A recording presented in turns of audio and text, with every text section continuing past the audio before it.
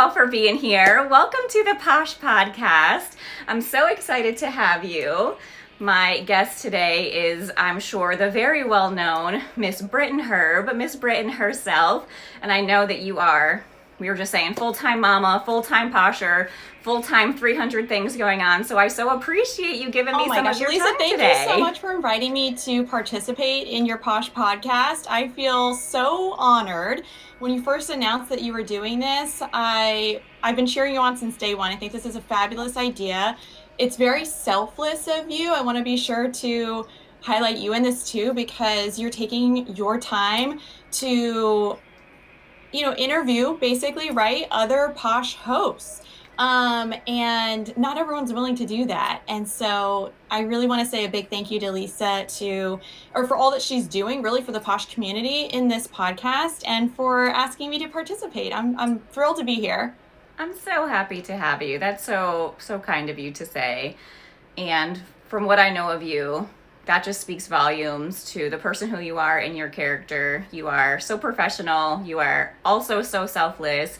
You help so many new poshers both through your Q&A sessions and through the All Ships Rise raid train I feel the very same way about you. So thank you for that little shout out.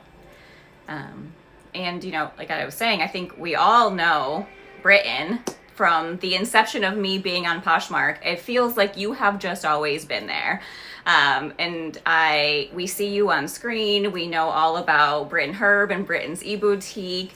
And so help us peel back the curtain a little bit. Tell us who is Britton. When you're a sole entrepreneur, like you are your business, so I feel like I am Britton's e-boutique. And to a degree that is very true. But I'm partly joking, right? I am other things too.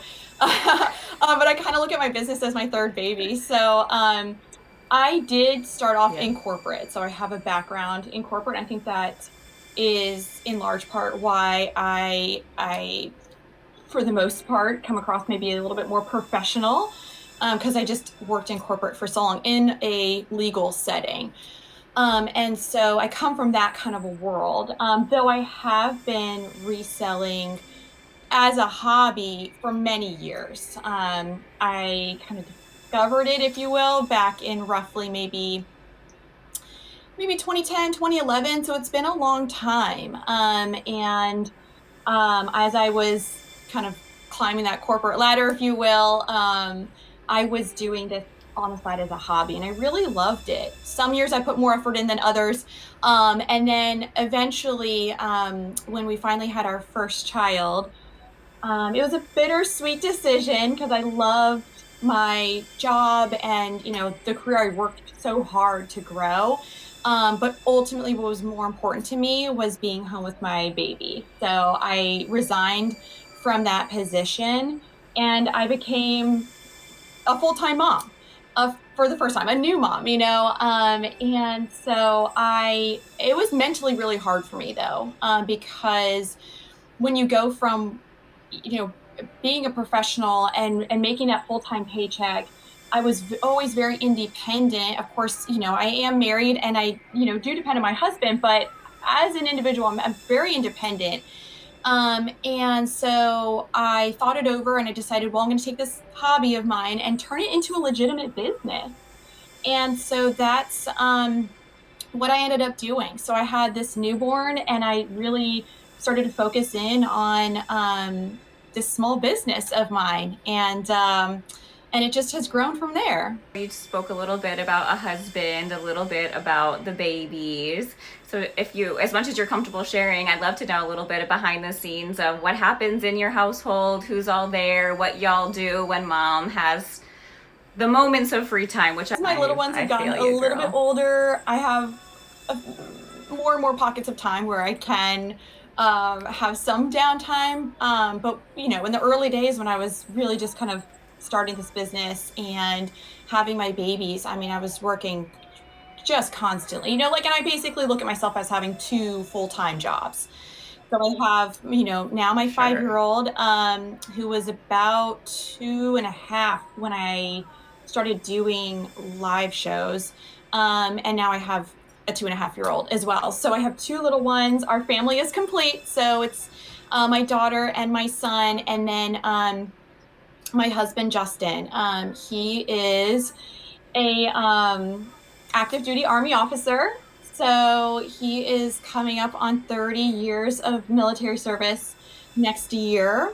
Wow. So we do have an age gap in our relationship. So he's put in his retirement paperwork, and so we're looking at big changes for our family next spring, which is very exciting. And so it's the four of us and our small dog, Hazel, who is a dog we adopted back in 2019.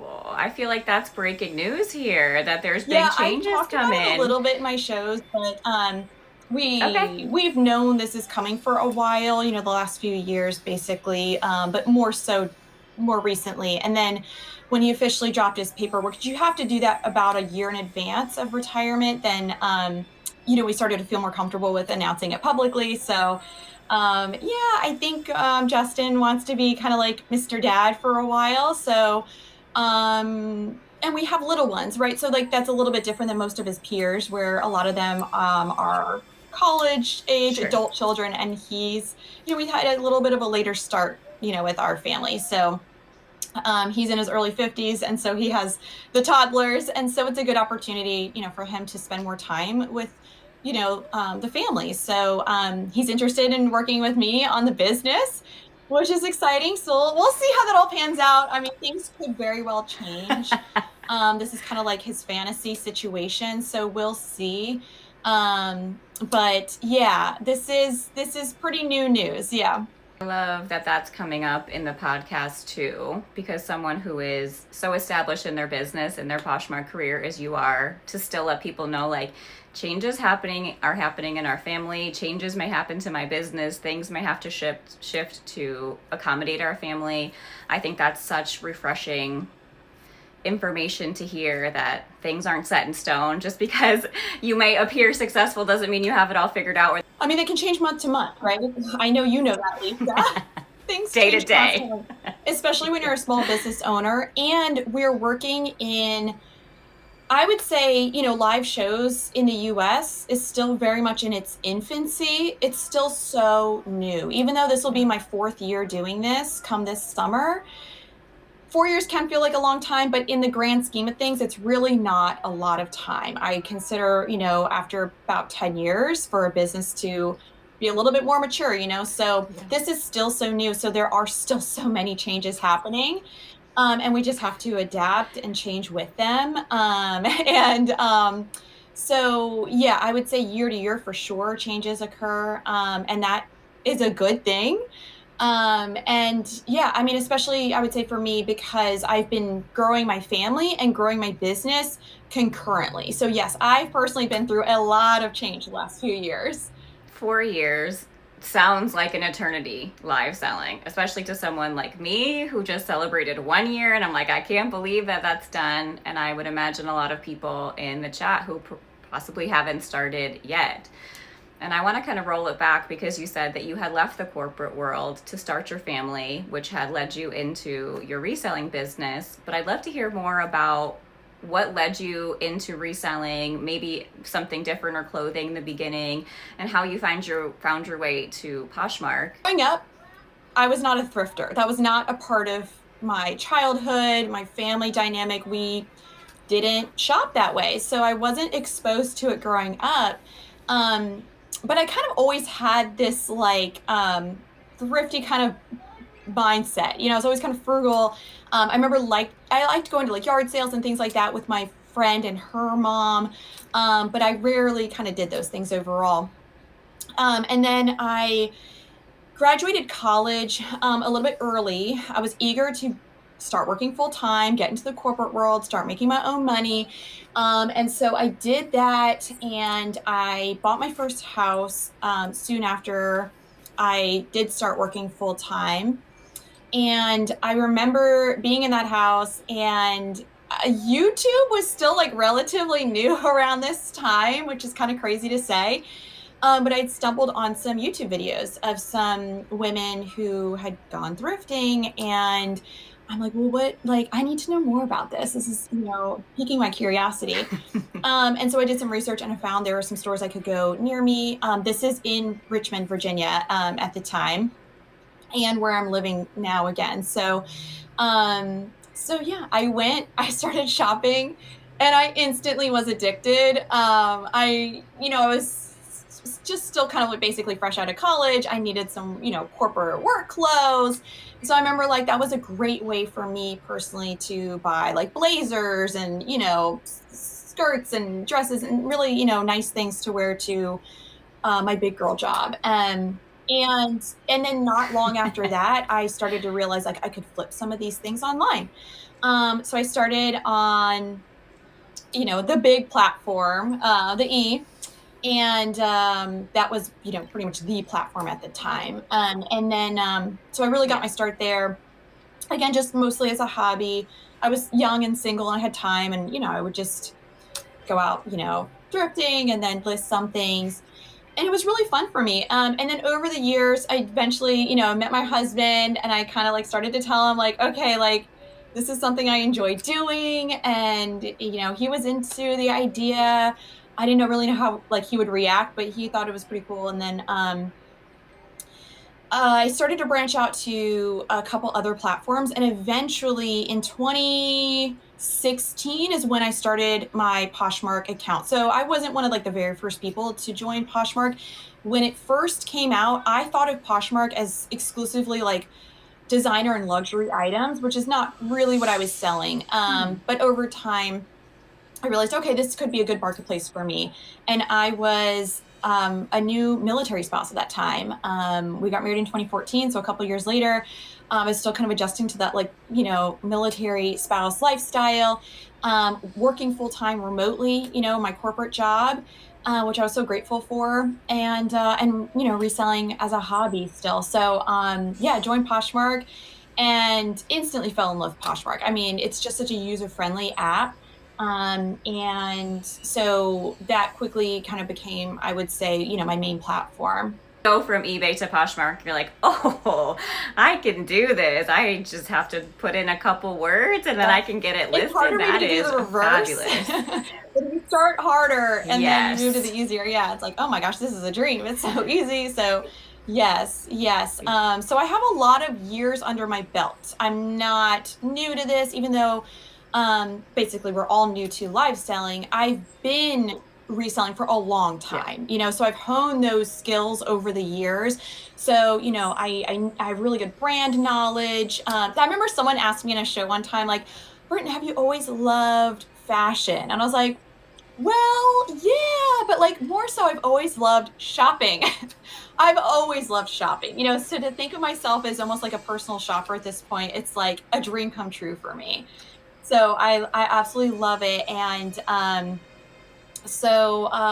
yeah, I mean, that's kind of like how I got my start many, many years ago. And it's become a full-time job for me, which is just such a dream come true, especially because, it does allow me to be home with my babies, which is, what's most important to me.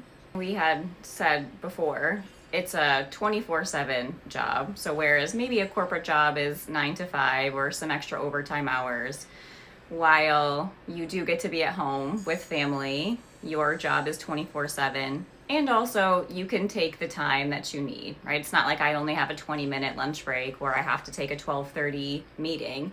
If you want to go to the park with your kids, you can certainly do that. You just got to put that hour in later. So I also agree that it's dual things. It's 24/7 job that you could make as flexible as you want. So it's a lot of hard work, and also the rewards are there. Yeah, I was, working from home for many years at that point, like pre-COVID and all that. So I had that flexibility to a degree. However, I remember I put in my resignation at the end of my maternity leave, and they asked me to do the, full 2 weeks, kind of notice period. And I said, okay, I'll try. And it was so hard because my background is in HR. I was an HR generalist. And so I'm on a lot of phone calls. These are very, a lot of delicate conversations that I'm having, and I can't, have a baby crying in the background, so it was tough. It was tough. So even though I was working from home, I just couldn't do both. I couldn't be taking care of my baby and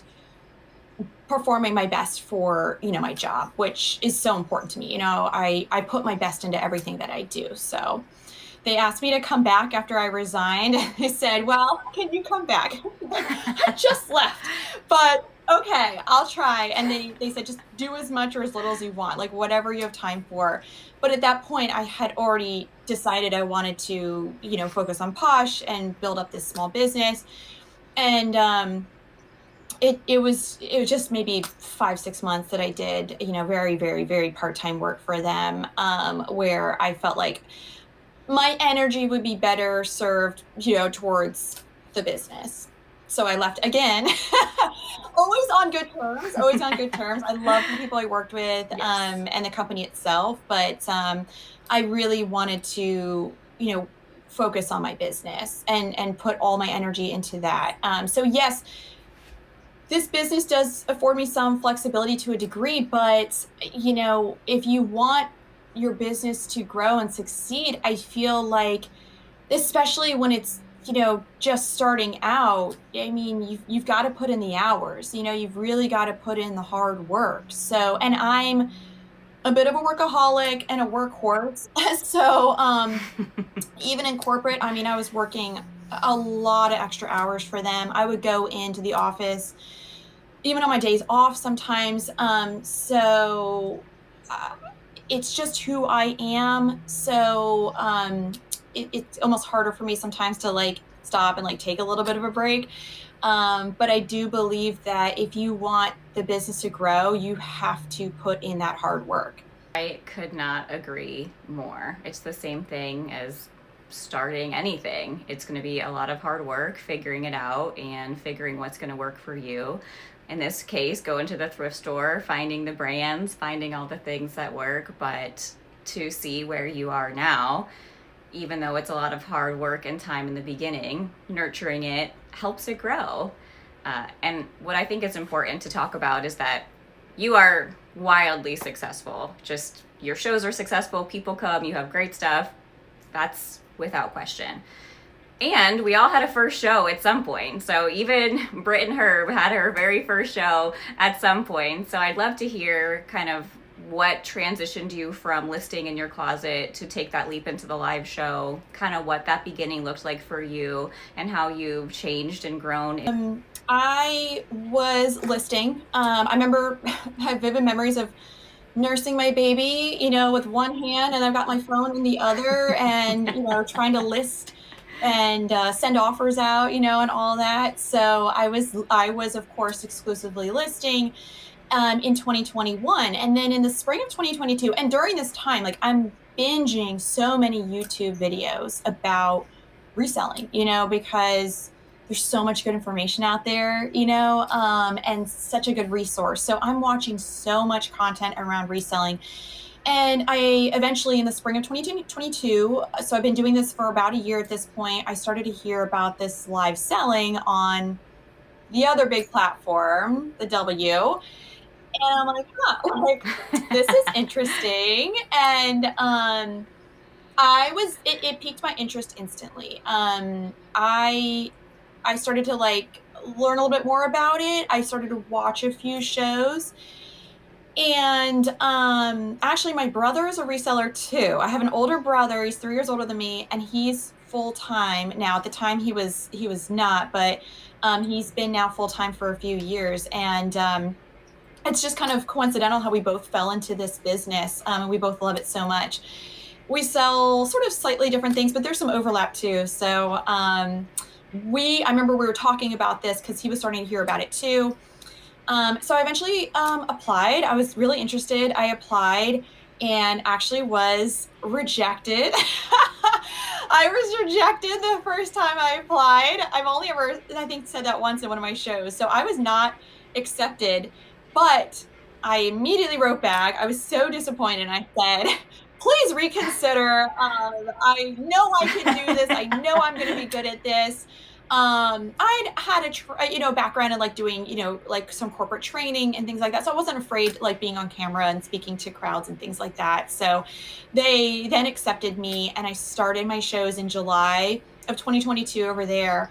And I was instantly hooked. My first show was pretty decent. Actually, my husband was in the show with me. He helped me. So I was like, how do you run auctions and show the items at the same time? So I was like, I need two people. And I saw some other people were doing that too. So he was actually there, I think, for my first two shows, helping me run auctions. So yeah, it went pretty well from what I remember. I mean, relatively speaking. And then we were hearing rumblings. I was starting to make friends over there too. So shout out to Chelsea Sunshine, Blue Consignment, Essential and Devs, and Amber, who was renewing Amber. We all started to meet each other on that app and become friends. Some already kind of knew each other, but I kind of got in with that group. And it was just amazing making friends that way, especially at that time in my life where I felt really isolated. I was a new mom. Yes, the live vibe. I was a new mom, and it just felt so good to make some friends, who were doing the same thing that I was doing. So we had instantly a lot in common. And we were hearing rumblings of Poshmark starting their own live show capability. So as soon as that happened, we all jumped over to Poshmark. And I started in November of 2022. I got pregnant that same week. I had my first show over here. We had been going through some fertility treatment to have our second. And so coincidentally, that was the timing. And so I basically spent my first 9 months doing shows here on Poshmark pregnant. And so that was an interesting experience. And I gave myself about 3.5, 4 weeks off after having the baby in August of 2023. And at that time, again, things were still so new. So I didn't know even if shows would be around, would be even a thing after my little maternity leave. Sure. So I was stashing some inventory away, and I was like, am I being silly, like putting this aside, and like shows were just going to disappear? Because it hadn't even been a year yet, that Poshmark had been doing this. So thankfully everything was, moving along smoothly. And I was so glad I had, gotten that inventory in advance. And I jumped right back into it, and I really kind of hit the ground running. 2024, I had big goals for myself. I'm a very goal-oriented person. And this was the first opportunity I really had to see what I could accomplish, not pregnant, where like I had my cool energy back. Yes. And I wanted to see like calendar year 2024, like what could I accomplish, on my own. Of course, I did have a newborn at the time and my toddler. And so I pushed really, really hard in 2024, and I hit the goal I had set for myself. So I was really pleased with that. But arguably I may have gone even too hard, like I needed to find a little bit of a better balance in 2025, take a little bit more downtime and know that I am doing this so that I did have some flexibility. So I had to remind myself a little bit, of that. But again, at the same token, I do believe firmly, like if you want this business to grow and succeed, you do have to put in that hard work. So I am glad that I pushed myself so hard that year, but, it was not easy. It's not easy. So everything's a trade-off, but, so that's kind of my story of how I got started. I kind of got like,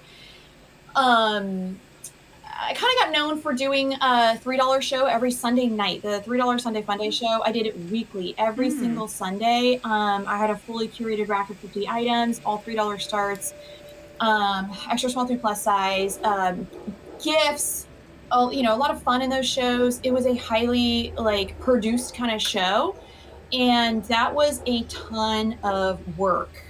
I mean, I dedicated all day Sunday, every Sunday doing that. I did not want to miss a Sunday. So it was rare that I missed a Sunday, because I believe strongly in consistency. Consistency is so important. That is probably my number one tip, is to stay consistent. So I kind of grew my name by doing that style of show, and then making friends. Like I said, I made some friends on the other platform, and our friendship grew here on Poshmark, and we eventually formed the Live Five, which is a group that we had started over on Patreon, where we provided a lot of like helpful information, tips and tricks to people who are just starting, doing live shows, because no information was available at that time. Poshmark wasn't providing information. So we were there, providing that kind of info to people that were interested. So we had a really great group of people over on, the Live 5. And we did that for a year. That was a business, the 5 of us had started together.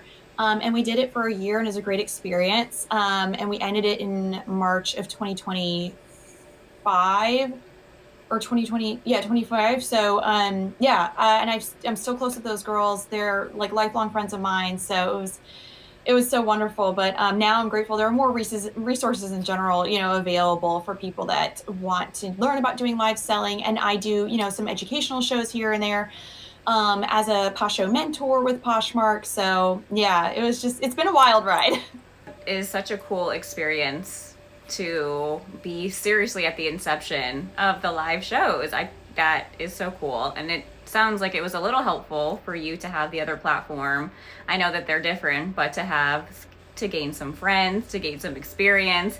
I can imagine your shows have evolved so much since that first show, both learning what is going to work and not work on Poshmark, but also just evolving with the times and with the platform itself. I admire your shows so much because they are so organized. You have things usually organized by size. Everything has the price on it, which I adore. People don't have to wonder what you're going to start it at while you're showing it. You always have cute little bags that people can pick from for your giveaways. And that word of just professional comes to mind a lot. But professional and warm. I think one of the things I love most about your shows is that anybody who pops in, just like when Anne won, you get the biggest, warmest welcome, as if like a friend had just walked into your house, which is just so kind. You make every single person feel seen, and you have a lot of people in your show. So for all the people who come to say hi, you acknowledge every one of them. So there's a lot of things that make you successful. I'd love to hear a little bit about kind of what feels important to you in your shows, and also when you're in other people's shows, what are the things that make you stay and the things that you enjoy? That's a good question, and thank you for all those kind words, Lisa. That is so sweet of you. You're welcome. I do look at shows as being a show, so I think it's so important to treat it as such. Infuse your personality into your shows. You don't have to have the biggest personality, but chat with the audience, engage with them. I know it can be hard if maybe you're still just starting out and there aren't that many people there, but I like to say, like, a really easy question to keep in your back pocket is to ask, where are you from? Because people love answering that question. Where are you from? Everyone in here right now, let us know. Where are you tuning in from? Drop it in the chat. Let us know. I'm in Virginia. Lisa, where are you? Yeah, South Carolina. I'm in South Carolina. Originally, though, New Yorker, yeah? Yes, originally from Buffalo, New York. A lot of snow. So then we moved down to Florida. I was in like the Tampa, Florida area.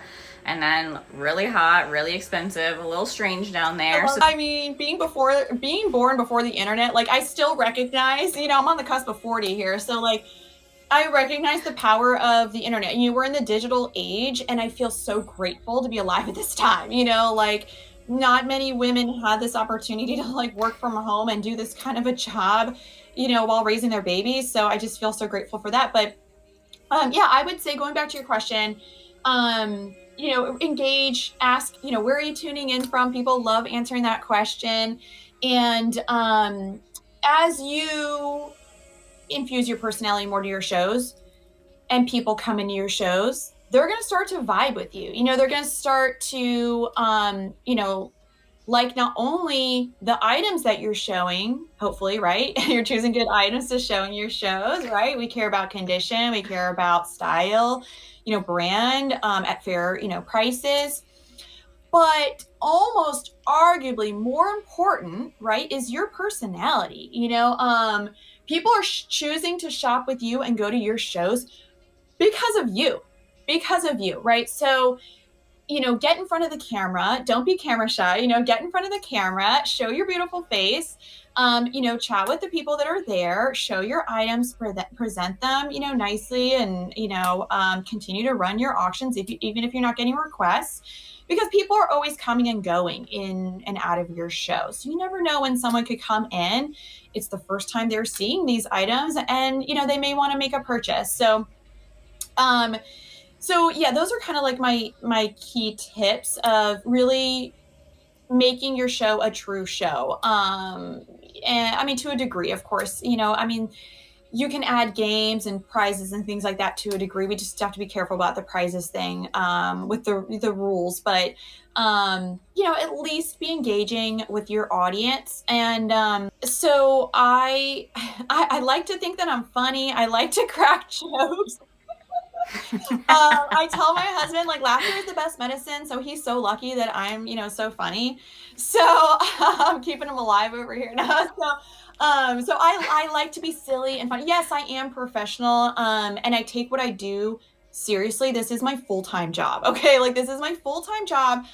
I put my heart and soul into all aspects of this business. So it's not a joke to me, but I like to joke around in my shows, I like to have fun. And so it's kind of a balance, I at the same time, like you mentioned, I am kind of just generally an organized person. And of course that, is evident in my shows. So yes, the organization is important to me in my shows. The whole price tag thing is in large part because I care a lot about, honesty and transparency. I never want someone to feel like, well, you just ran that item at 10 and now you're running it at 15. I will stay in a show for those reasons too, right? Like the personality, the items they're showing, and I'm just not a big fan on the flip side of feeling like numbers are just going to being thrown out willy nilly, So for me, I don't want to hold up an item and say I'm going to run this at $12. I want to be clear and transparent, and I'm not going to remember. I have so many items to show. I'm not going to remember what I last ran it at. So that's kind of where that pricing structure and method came from years ago when I was starting to implement this style of show. Obviously the $3 Sunday Funday show, everything started at $3. So flat rate pricing show, that's a non-issue. But when you're doing something like a low start show with some varied prices like this, where things are unlisted, right? Then that's where I came up with the price tags, if you will. So it's a good reminder for me and you both, for us to know what something's priced at. I mean, they're all low starts, but still that honesty and transparency is just so important to me. So, and then organization is just so important overall in this business, like I feel like that we spend a lot of our time organizing inventory, a lot of our time doing that. And that is a key to success as well, arguably, is staying organized.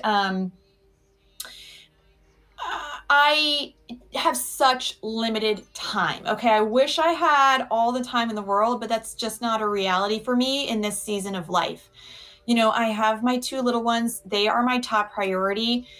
So I have to pack a lot of work into very small windows of time. And so staying organized is a way for me to be able to like kind of maximize things, right? So like organizing inventory by season, because I source all seasons year round. So anything that's off season, I set that aside. And I even break it down by size category as well. And so when that season comes around, I'm able to easily pull out those boxes of inventory and boom, there we go. I've got, what I need at my fingertips. I'm not saying I stay on top of it all the time. I mean, I get behind like probably most of us do, but for the most part, and my husband helps me out a little bit here and there too. He was organizing some inventory for me the other day. So, he does help out as much as he can, but, for the most part, like, I'm really doing everything myself, soup to nuts here. So I have to stay organized or I wouldn't be able to stay on top of it and be able to pull off 3 shows a week. I rarely meet someone who's as organized as me, and I feel like you. I doubt that, but wonderful. Thank you. We could be. You're welcome. It's from the people that I've talked to on the Posh Podcast, everything from I bring it in and I throw it on the floor and I'm going to show you what I got that day to I have it organized by size, by style, by all of the things and put away. But I think you make a good point is that for anyone, efficiency is a huge key to success.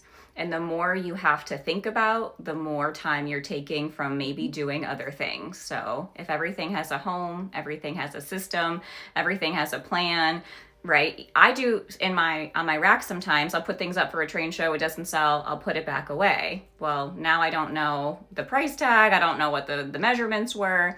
So all of that to say, I think that's a really big key to advice is to be as organized as you can be, to take some of the thought and the guesswork out of it, so you always know where you're putting things, you always know the way to do things, and change will happen. You'll change your processes once you find what works and what doesn't. I'm really big on process improvement, so those are some of like the changes that occur are like my own changes I'm implementing, in the business, like ways that I can streamline processes, like better, faster, cheaper, right? Like that is ultimately what we're trying to achieve. So so yeah, like changing up processes, streamlining things, looking for ways to make improvements.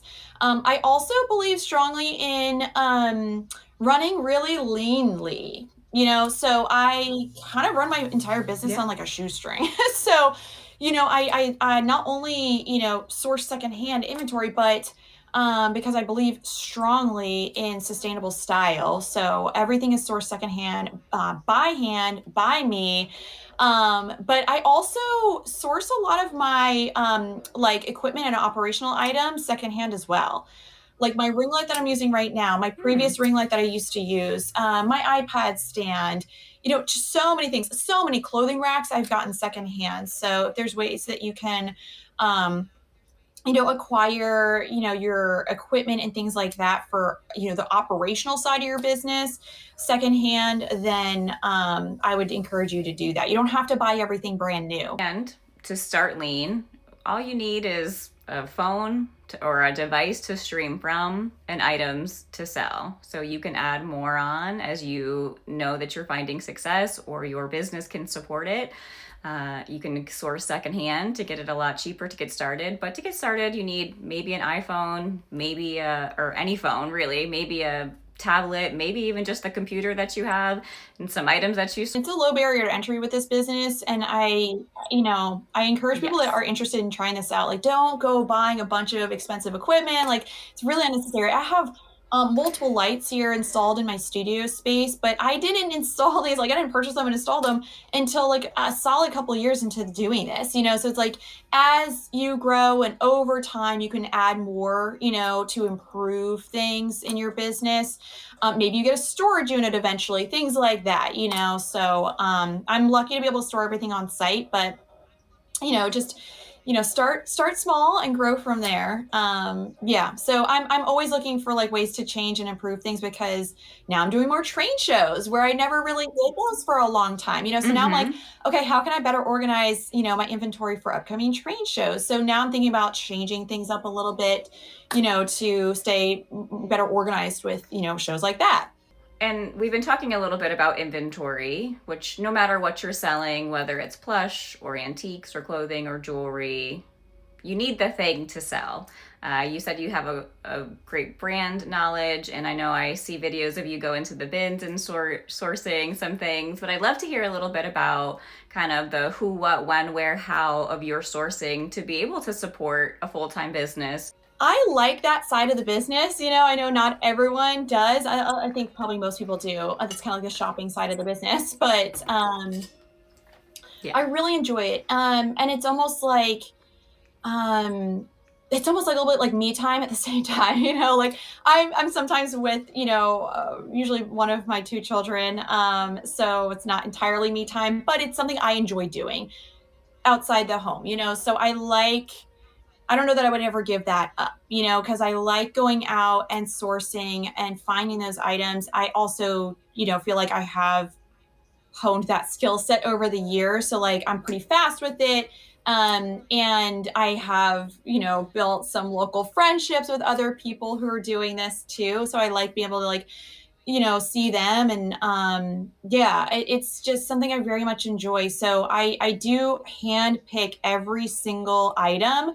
And I would say a good like 98% of that is secondhand. I have always kind of been like an environmentalist, if you will. I've always cared a lot about the environment and nature, even since I was a small child.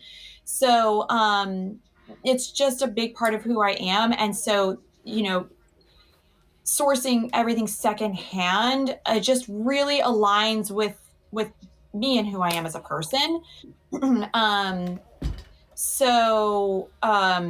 yeah, without saying like too much, because some of this information, of course, is proprietary to my business.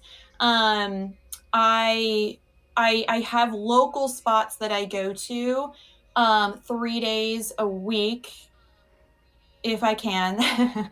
Sometimes, I have a sick child or, the snowstorms that we've been getting this winter. And I can't do that. But on a typical week for me, I'm able to go out 3 days a week. My little ones go to part-time preschool, so I basically drop them off. I head straight to where I'm going to go source, and I'm there for an hour and a half, and then I go pick them up, and I'm home the rest of the day with them. So I have a very limited sourcing window. So I have to be able to kind of focus and maximize that time. Those friends that I mentioned I've made, they help me out too, which is amazing. We kind of swap pieces. I know what they're looking for. They know what I'm looking for. So I feel so lucky to have built those connections. And so definitely make friends. If you're going somewhere regularly, make friends with people. And it's all about networking, basically, right? Like networking is a big part of this business too, where, with, not only shows, like I said, make friends with people, but where you're sourcing too, make friends, make connections, network. That's helpful as well.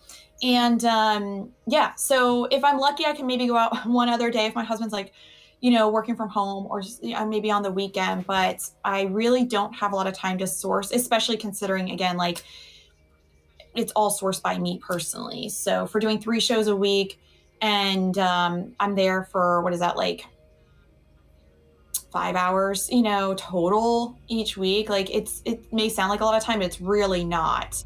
Really not. Yeah. I like that you had brought up the connections and the networking. That is definitely a theme that I've come across in most of the Posh podcasts, where you had said it before, connecting with the audience and the people who are in your room. They're here for you and they want to know that you're a real human. Connecting with other poshers, both to get your name out there, perhaps to get on a train, but just to build some community as a seller. And whether you have people who are local in your area who are also sellers, or just thrift stores, get a little business card, let them know you're a reseller.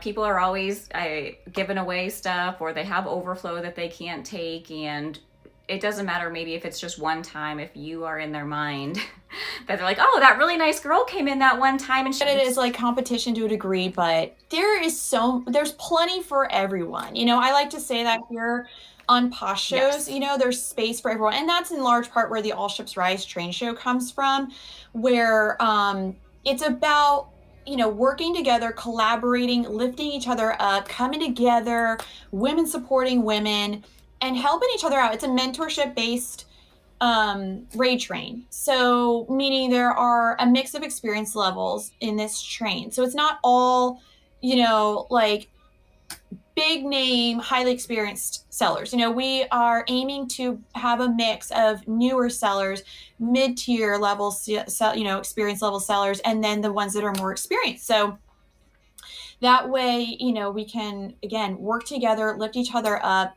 And I truly believe there is space for everyone. And similarly, when it comes to sourcing, then, you got to look at each other as, collaborative at the same time too. There may be some competition to a degree, but there's plenty for everyone. People are looking for different things. One of my best friends where I source is, sourcing entirely different stuff than me. I can, pick that stuff for her. She, hands me stuff that she knows I want. And it's just, it's great. I built friendships that way. And so, yeah, I mean, just you got to be collaborative as best as possible. It is a lot lighter way to live as well when you're seeing people as allies and finding the give and take relationship than picturing them as foes, that they are taking things from you. Shout out to Sarah Hit and Runner. She helped inspire this train. So we were going to do this together originally. She reached out to me and I ended up taking the reins, but we were in the Posh Show Discord together as Posh Show mentors.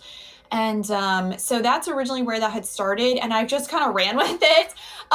She's a huge supporter of the train. She's been on it as well. And Tracy Joy is my co-conductor. She helps me out with it as well. So shout out to her, of course, too. I just feel so grateful to have met all these incredible women, and especially through this train. Oftentimes I get texted the day of this train once a month, and it's like, where did you find her? She's such a gem. I'm like, I know, Aww. There are so many amazing sellers here on Posh, and again, trains like this, I believe, are a great way to highlight those who are newer or don't have quite as large a following, because they're amazing and people need to know about them. So yeah, I mean, I love this train so much. This is the flyer for it. If you like it, then you'll be notified every time this occurs once a month. It is, we do have a theme. There's a theme every month with this. We've gotten real obscure and we've had a little bit more normal themes some months, but it makes it really fun, I think. And it's not an invite-only train. So if anyone watching right now is interested in participating in this train, send me a message on Instagram. I think my Instagram info is in the tray there as well. I post daily over on my Instagram. I'm very active over there. That's another big tip I have for Poshers, is to create a business Instagram, separate from your personal. I never use my personal Instagram. I only really use my Britton Z Boutique Instagram, and I'm very active over there. There are so many conversations happening over on Instagram among other sellers. If you don't, have an account, you're missing out. So you need to, get over there, check it regularly. And again, start networking. And it's a great way too for of course, to market your business and reach buyers. I 100% agree. And that will be a cyclical relationship as well. So you create an Instagram, you're on Poshmark, you tell people on your live show to find you, you get followers on Instagram. As you grow followers on Instagram, they'll come find you on Poshmark. And it's a great way to continue to build community, both with other sellers and with buyers. They get to know you even more. And hearing this term thrown around of social selling, because it's not just Poshmark, if we're being honest, this is happening in a lot of other places too. Yes. And I really like that term. Because again, it's a show, we're socializing, and what goes hand in hand with social selling is social media, right? So there's another, good reason to get on, some major social media platforms and reach out to buyers and other sellers there. A couple things that I specifically would like to ask you, because I appreciate the way that you run your shows. We kind of talked about Instagram. We talked about your inventory. And there's a lot of decisions to be made when it comes to inventory. So when you're at the store, what are you saying no to? What are you saying yes to? When you get it home, what are you listing? What are you doing in your live sales? When are you doing it? And what show? And then what are your starting prices? Now, that's a large question.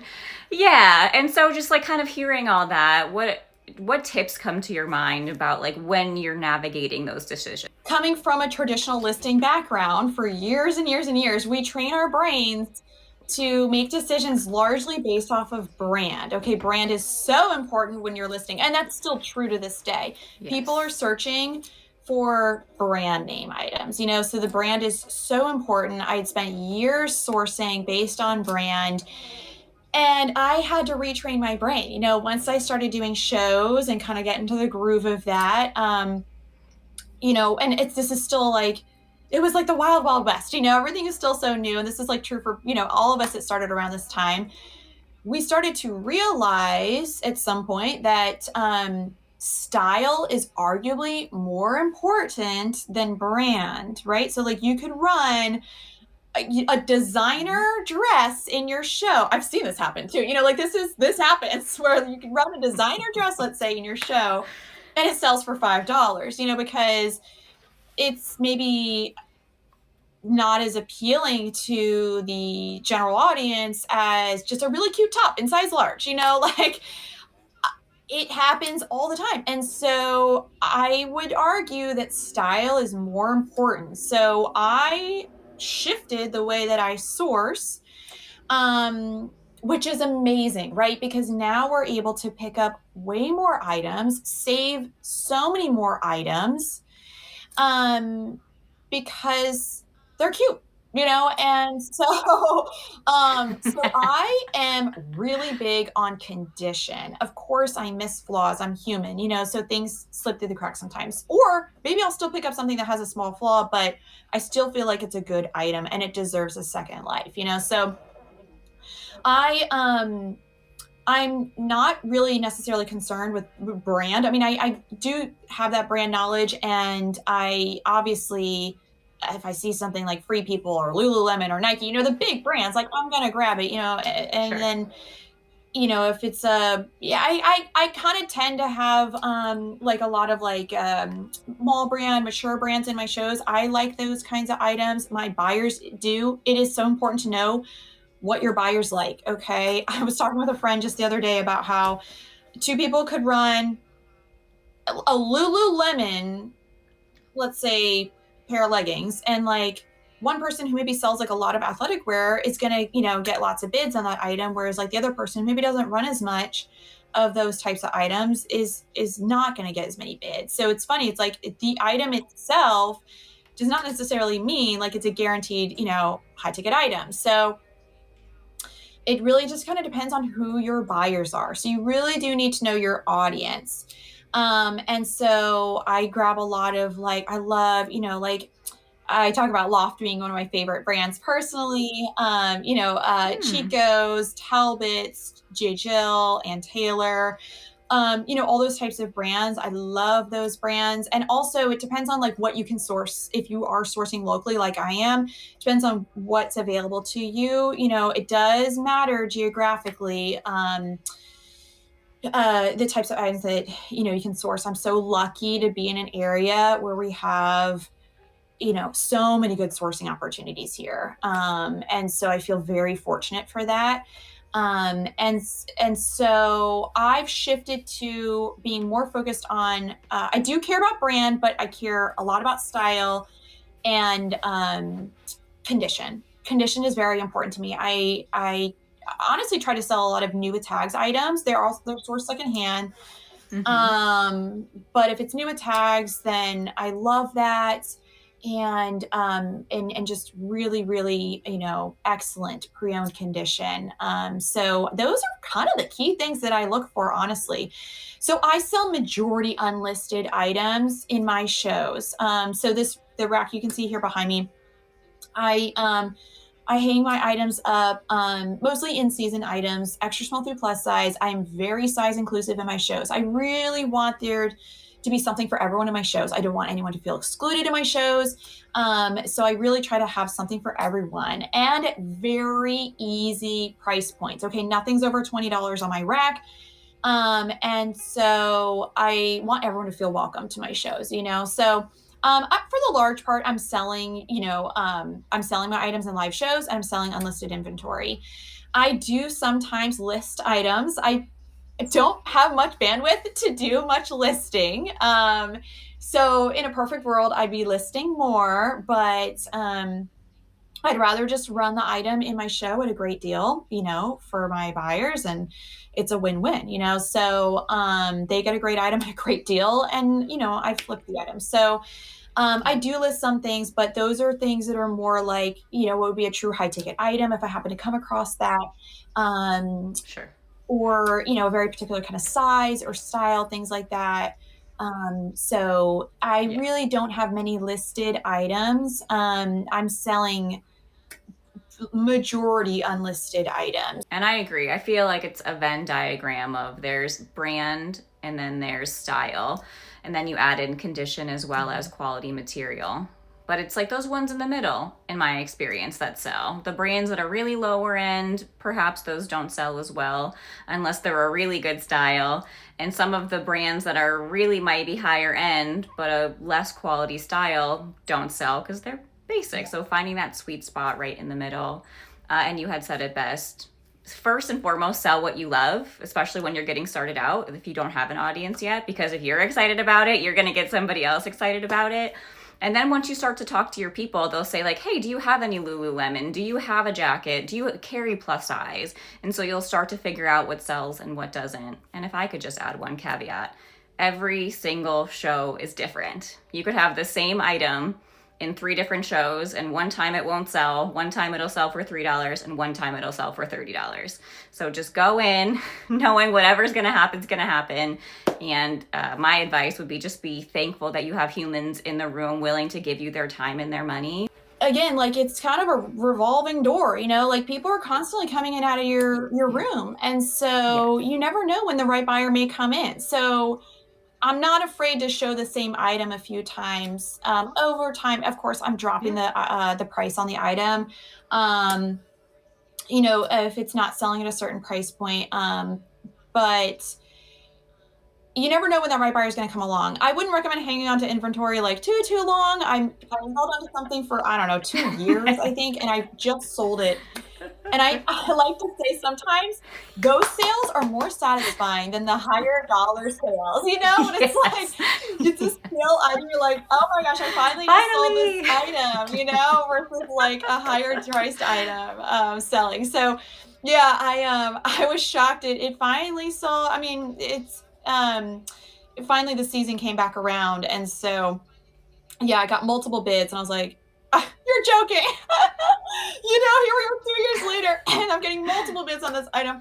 And it felt so good. It felt so good. And it went to the right buyer. She was excited to wear it for an upcoming wedding. I was like, this is awesome. You know, I feel so good about this. Oh, yay. But that, yeah, it's just a matter of time for the right buyer to come along. That's not true for everything. Sometimes you have to just make those decisions and be like, okay, I'm going to have to figure out something else to do with this item because it's just not moving. Yeah, I like to have a mix of like fresh items to show every time I do a show.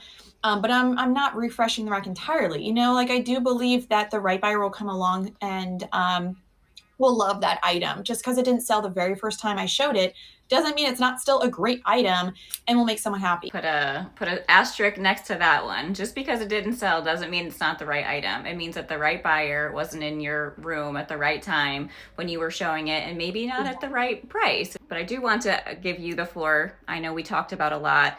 Is there anything that you wanted to say or a message you wanted to get across that we didn't kind of come to I feel organically like, well, thank you so much for saying those kind words. You're welcome. Once I learned about you, I was really digging you. And I was like, okay, she's a cool chick. I need to start watching her shows. And I'm so impressed by you, Lisa. I'm so impressed by you. You have incredible shows. You have a fabulous personality that really shines through. It's evident you care a lot about your buyers, the business, and you're such a hardworking woman, you know, and I am always so intrigued by husband and wife teams. I think that's so freaking cool. So I love that you and your husband do it together because it is not easy. It's not easy to sustain yourselves off of a small business. So the fact that you're able to accomplish that is a huge accomplishment, you know, so major kudos to you and to your spouse. But I feel like we covered a lot of ground. I feel like we covered a lot. I feel like we could keep talking for like hours and hours, which I love. I probably love nothing more than talking business. I mean, it's just such a huge part of my life. So I love that opportunity to talk about Posh, you know, any chance I get. I think the final words that I want to wrap up with is just kind of a word of encouragement, you know, to those of you that are out there. We talked a little bit about my family, but you didn't really talk too much about the fact that, in addition to being a toddler mom, you know, full-time stay-at-home mom to my little ones, but I'm also, you know, a military spouse as well. So without going into too much detail, my husband has a very demanding job. So it's, I just want to give that word of encouragement to anyone out there who may be in somewhat of a similar situation. I care a lot about the military spouse community. It is a very underemployed segment of our population, which is sad but true. And it's largely women. So there are so many women out there that are military spouses that have a really hard time finding meaningful employment. It's very hard to pick everything up and move every 2 to 3 years, and try to have a successful career with that. Especially, this is a perspective of an Army spouse. Army bases in the US are usually in places where there's not a lot of big business around. We're not in major cities. So it's very hard. And that's why I felt so lucky to be able to take my job remote with me when I did, marry into the military. But this is such a good option for you out there. It's such a good option if you are in similar shoes as mine, where you can work for yourself. When it comes to, having children, then you get that flexibility to be able to, take care of them at the same time. And, contribute financially to your family and your future. So, and like we said, it's a low barrier to entry. You don't have to invest a lot of capital up front. So it's a really good option for anyone out there that is, looking to have some sort of job, that maybe you are a military spouse, or maybe, that's not a factor, but you are maybe a new mom and you just don't have that, ability to, go to a 9 to 5 job, or you want to be home with your children. There's so many different things here, but I would just encourage you to consider, doing Poshmark, Posh shows specifically, as a way to, make a job for yourself and make some income for your family. It's been such a blessing to me. It's mentally been so, gratifying. I care so much about, the professional side of who I am, and I this is my, full-time job. It's my full-time job, and I feel so grateful for that. Sharing that, I know sometimes we don't want to share some of our personal lives here on Poshmark. So the fact that you can share kind of the struggle of the community and really give them that beacon of light and hope, I appreciate that. And so I would love to hear and tell all the people kind of when you're on, when they can find their shows, what you got coming up. Britton Herb is my handle here on Poshmark, which is my name. And my business is Britton's eBoutique. I worked in e-discovery specifically when I worked in legal tech. So that's where that name came from. And I'm on 3 nights a week. So I'm on every Sunday night, Wednesday night, and Thursday night. I start at 8:15 p.m. Eastern on Sundays, but 8:45 p.m. Eastern Wednesdays and Thursdays. Again, basically, I'm like a mom during the day and then like Posh show host at night, So I start kind of a little bit later, but it's just what works best for me in my life at this point. So I do all night shows, and I do more and more train shows here and there. So you may see me at a different time or day, than I'm usually on a train, which I'm always so grateful to be invited to those. So keep me in mind for any trains. And then I do the All Ships Rise, which is usually on a Tuesday once a month. The next one will be on Tuesday, March 31st, the very last day of March. And that's my show schedule and who I am. And again, follow me on Instagram as well. It's at Brittons_eBoutique. And you can feel free to send me a message over there too. If you ever want to reach out and chat more, Instagram is the best way to contact me. So always feel free to send me a message through Instagram. Like she said earlier too, this is not an invite only train. It's a mentorship train. So no matter if you are just starting or well seasoned, please reach out on Instagram to request to be a part of it. She's very helpful in it as well. And I don't know if it's worth talking about your Posh Q&A sessions, if they happen Yeah, the on a Discord regular mentorship basis. program has been discontinued, but I will still do some, Q&A educational shows here and there. I really do enjoy doing those, and you can probably tell I like giving back to the Posh community, and sharing my knowledge. I don't gatekeep any information. I like to, help others as much as I can. So, this is a flyer for that. I may do maybe a couple this upcoming year. I usually talk for a couple hours answering questions. Educational listings. So there's some basic just getting started informational, educational listings. So if you go to my Posh Closet and you search, you can search the emoji, like the apple emoji. I think it's the green apple emoji. And there's another keyword I'm forgetting. Anyway, you can look up those listings too if you want to see what I put together, kind of infographics and some helpful information just getting started. Thank you for coming to the Posh Podcast. This one will be up in about a week. Well, actually, it'll probably be up before Tuesday because Miss Nicole G is our next guest. She's going to be on Tuesday, so stay tuned for that. These are going to, here's the Posh Podcast flyer. If you haven't put a heart on that, do it so you can catch us live. But even if you don't catch us live, go ahead and head over to YouTube so you can follow us and find out about all the great sellers. And also I'll say, if you are a live seller and you want to be on the Posh Podcast, reach out to me. If you know somebody who you'd like me to reach out to be on the Posh Podcast, let me know too.